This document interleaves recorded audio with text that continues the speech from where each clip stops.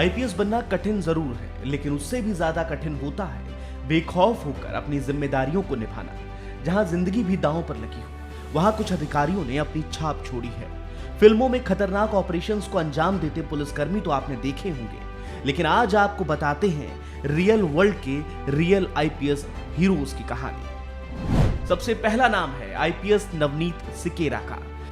IPS Navneet Sequeira Uttar Pradesh cadre के 1996 batch के IPS अधिकारी हैं, जो वर्तमान में उत्तर प्रदेश पुलिस के अतिरिक्त महानिदेशक यानी एडीजी के रूप में काम कर रही हैं। नवनीत सिकेरा को एनकाउंटर स्पेशलिस्ट के तौर पर जाना जाता है। पहले इंजीनियरिंग एंट्रेंस एग्जाम कंप्लीट कर वे आईआईटी पहुंचे, इंजीनियर बने और फिर यूपीएससी परीक्षा पास कर आईपीएस बन गए। पुलिस अधिकारी के तौर पर ऐसे काम किए कि उनकी छवि सुपर कॉप की बन गई। आईपीएस अंकिता शर्मा।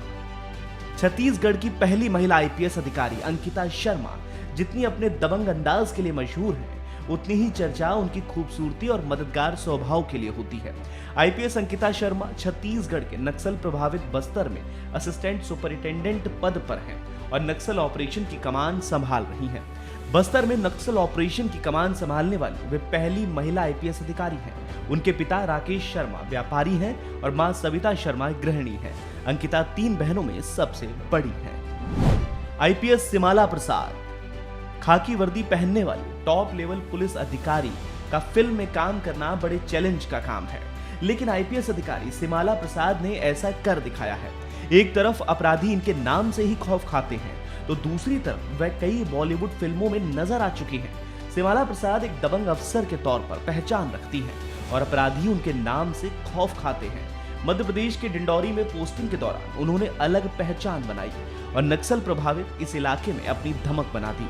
सिमाला प्रसाद फिलहाल मध्य प्रदेश के बैतूल में एसपी के पद पर कार्यरत हैं। आईपीएस मृदुल कछावा। आपने सिंघम फिल्म तो देखी ही होगी, जिसमें अजय देवगन क्रिमिनल्स के छक्के छुड़ाते नजर आते हैं। फिल्मी दुनिया से हटकर हम अगर बात करें रियल लाइफ की, तो यहाँ भी एक ऐसे सिंघम है जिन्होंने बदमाशों के छक्के छुड़ा दिए। चंबल के बीहड़ों से डकैतों का सफाया करने वाले उस व्यक्ति का नाम है एसपी मृदुल कछावा।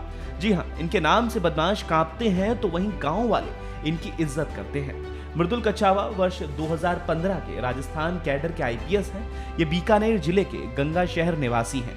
30 अगस्त 1989 को जन्मे मृदुल कछावा ने साल 2014 में 216वीं रैंक पाकर आईपीएस का एग्जाम पास किया था। आईपीएस लिपि सिंह। 2016 बैच की आईपीएस लिपि सिंह बिहार की ही रहने वाली हैं।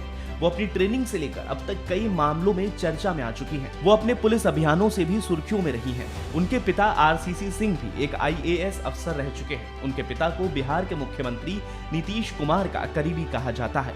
बाहुबली अनंत सिंह को गिरफ्तार करने पर जहां इनका नाम हुआ, तो मुंगेर गोलीकांड के चलते काफी बदनामी भी झेलनी पड़ी थी। आईपीएस मनु महाराज।